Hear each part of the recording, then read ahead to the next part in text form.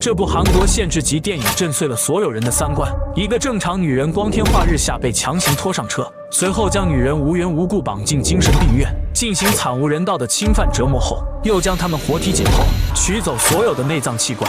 但更恐怖的是，这么残暴的行为居然是合法的，只因上面有位大人物罩着。故事还要从这位美丽的少女说起。在人来人往的首尔街头，女孩只是正常走路，可突然，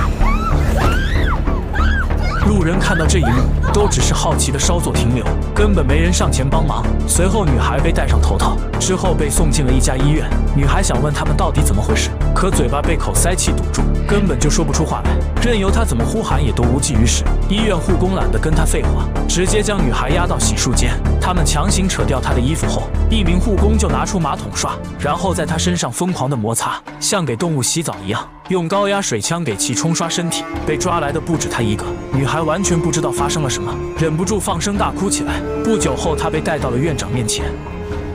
강수 아씨, 여기 정신병원이에요.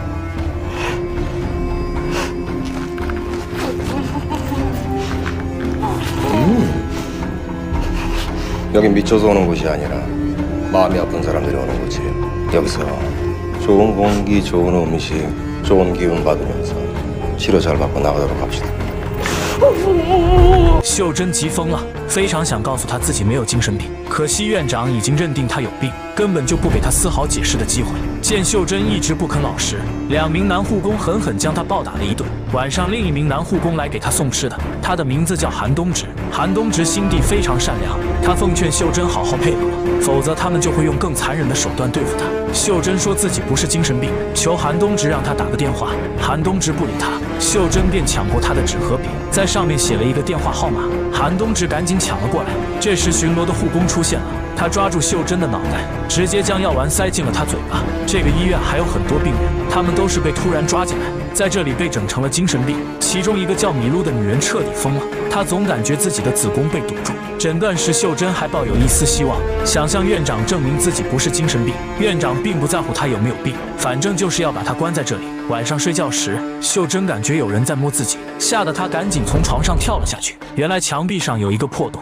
隔壁的人将手伸了过来，对面是个猥琐男。看着漂亮的秀珍直吞口水。这时，那个叫米露的女人竟然走出了病房，似乎有什么特权，旁若无人地走进了院长的办公室。院长给她吃了一颗药丸后，米露瞬间进入了亢奋状态。接着，院长以给她疏通下水道为由，明目张胆地跟她打起了扑克。可怜的米露被院长整得神志不清，彻底沦为了院长泄欲的工具。不久后，秀珍又发现了更恐怖的事情，院长竟然在残杀病人，并贩卖他们的器官。被送进手术室的人再也没有回来过。秀珍尝试过多次逃跑，但最后都被抓了回去。为了尽快离开这个地狱，她问隔壁的猥琐男有没有逃跑的办法。猥琐男说有一个秘密通道，不过他并不肯轻易告诉他，除非秀珍和他打一次扑克。第二天，猥琐男将他约到浴室，说秘密通道在院长办公室，还把开门的密码告诉了他。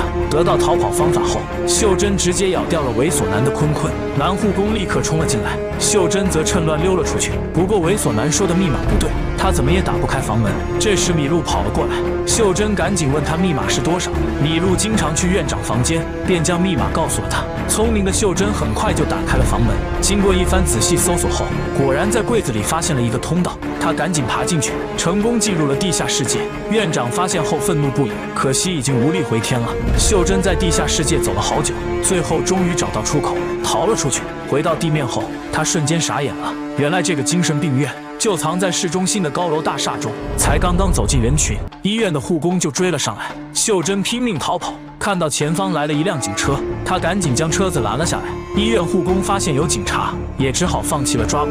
院长知道后并不慌张，而是跟某人打了一个电话。警察开着车子载着秀珍，说要送她去一个安全的地方。不久后，他们将车停了下来，并将秀珍拉出了警车。哪想到两名护工又突然出现，粗暴地将秀珍抓了回去。原来院长在警局有高人照顾，忽悠两名警员将她送了回来。可怜的秀珍好不容易逃出去，结果又被抓回了魔窟。醒来时，秀珍被绑在手术台上，院长正给旁边的人开膛破肚。这时韩东直进来搬东西，一不小心将盒子弄倒了。里面竟然掉出来一颗头颅和一堆血淋淋的人体器官。韩东直瞬间吓傻了，院长非常生气，直接就赏了他几个大逼斗，然后叫他尽快将尸块搬走。出来后，韩东直伤心地哭了起来，自己竟然成了院长帮凶，在残害这些无辜者的生命，他再也不想这样下去了。于是翻出那个便签，拨通了秀珍之前写的电话号码。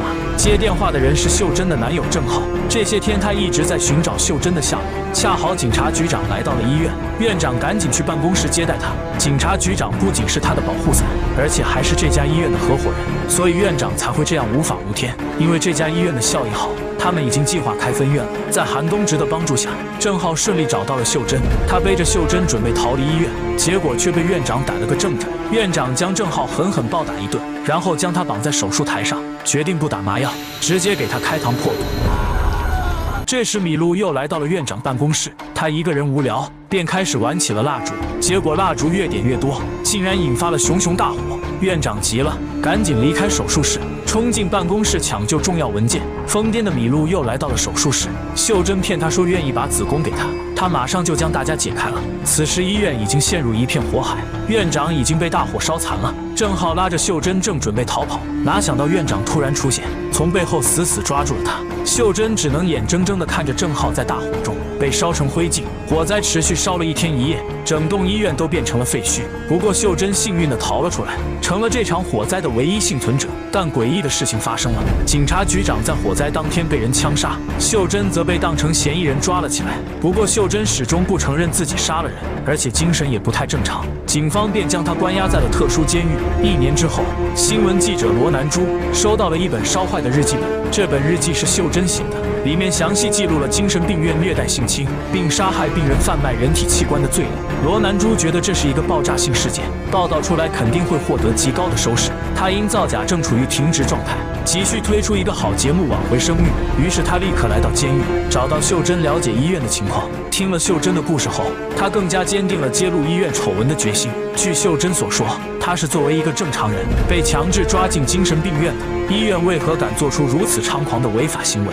通过咨询律师得知，韩国法律有一条非常大的漏洞，只要有1名监护者和医生的确诊单，就能将任何人送进精神病院，即便对方是正常人，也能合法的抓进去。很多人利用这条法律漏洞，买通医生将家里的老人送进精神病院。被送进精神病院的人都很凄惨，医院不仅会通过他们向政府要补贴，而且虐待性侵甚至是嘎腰子都没事，因为家人都抛弃他了，根本就不会有人管他们的死活。那将秀珍送进精神病院的监护人又是谁呢？罗南珠调查之后惊呆了，秀珍的监护人竟然是他的父亲。他的父亲不是别人，正是精神病院的合伙人警察局长。不过局长跟他并没有血缘关系，而是秀珍的养父。在秀珍还在读高中的时候，警察局长跟秀珍母亲结了婚。罗南珠怀疑局长娶秀珍母亲的原因是盯上了秀珍母亲的财产，因为他有一块价值不菲的土地，将所有权转让给局长后，秀珍母亲就离奇死亡了。难道是局长想独吞财产，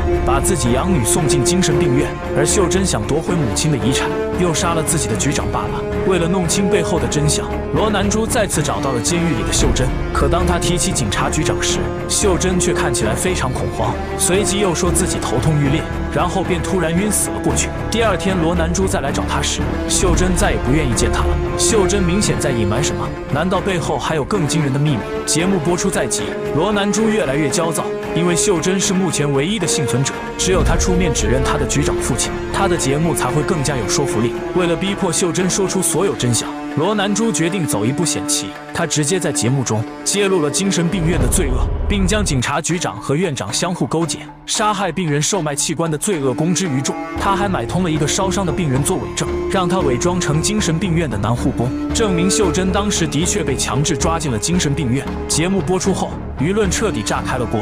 如果谁都有可能被强制抓进精神病院，那会是一件多么可怕的事情。罗南珠果然如愿以偿，再次见到了监狱里的秀珍。他问秀珍逃离火灾现场后，是不是找了局长并杀掉了他？秀珍却坚持说自己没有杀人。罗南珠又反复跟他确认，将他送进精神病院的是不是他的养父局长？可秀珍却越来越恐慌，而且拒绝回答跟养父有关的任何事情。罗南珠直接将他和养父的照片一张一张全甩在秀珍面前，试图逼迫他承认跟局长的关系。秀珍被激得彻底失去理智，终于说出了所有的真相。原来他的局长养父是个禽兽，在秀珍还在读高中的时候，就各种威逼利诱，长期侵犯了他。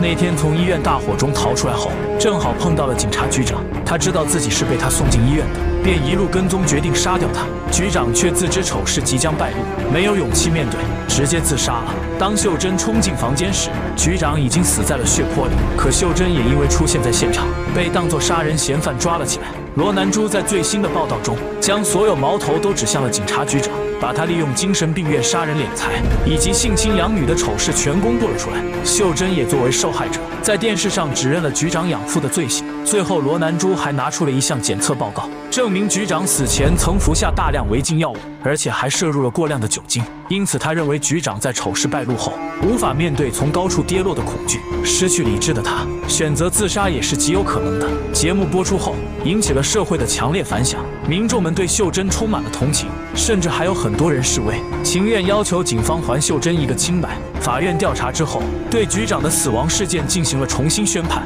最终以无犯罪证据为由，取消了秀珍原本的判决，并宣告她无罪，当庭释放。出狱时，罗南珠来接她，祝贺秀珍沉冤得雪。哪想到下车时，秀珍却对他说：“이런 볼펜도 흉기가 되는 거 아세요? 절대 환자들한테 주질 않죠." 随即，他将日记递给罗南珠，然后便潇洒地离开了现场。罗南珠拿着日记一脸懵逼，因为秀珍的话推翻了前面所有的剧情。原来这本日记并不是秀珍写的，而是精神病院男护工韩东植的，上面写了秀珍的名字。罗南珠便误认为是秀珍写的，其实被强制抓进精神病院的并不是秀珍，而是他的母亲。局长拿到母亲的财产后，便勾结院长将她送进精神病院，而且早就准备了一份死亡证明。那天闯进医院救人的也不是郑浩，而是秀珍她自己。郑浩其实是秀珍的生父，不过在他小时候就去世了。发生火灾时，秀珍准备带母亲离开，结果没死透的院长突然出现，从背后死死抓住了母亲。秀珍眼睁睁地看着她烧死在了自己面前。从火灾逃出来后，正好看到了他的局长父亲。愤怒的秀珍跟踪他到家里，并偷偷拿出他抽屉的手枪。为了母亲，也为了他自己，秀珍毫不犹豫地打爆了他脑袋。当警察将秀珍抓起来，并认定他是杀人凶手后，他一直装疯卖傻，不承认罪行。幸运的是，韩东植被烧成重伤，却并没有死亡。两人一起策划了这一出好戏，用日记本引诱罗南珠上钩。自负的罗南珠以为掌控着一切，殊不知早已沦为秀珍的棋子。在揭露医院和局长的罪行时，也为秀珍摆脱了杀人的嫌疑，真的可谓是一箭双雕。回过神来的罗南珠无奈地笑了起来，没想到秀珍这个女人竟然如此聪明，但她并不准备揭穿秀珍，因为她也是一个追名逐利的人。现在的结果，无论对她还是秀珍，都是最好的选择。故事到这里也就结束了。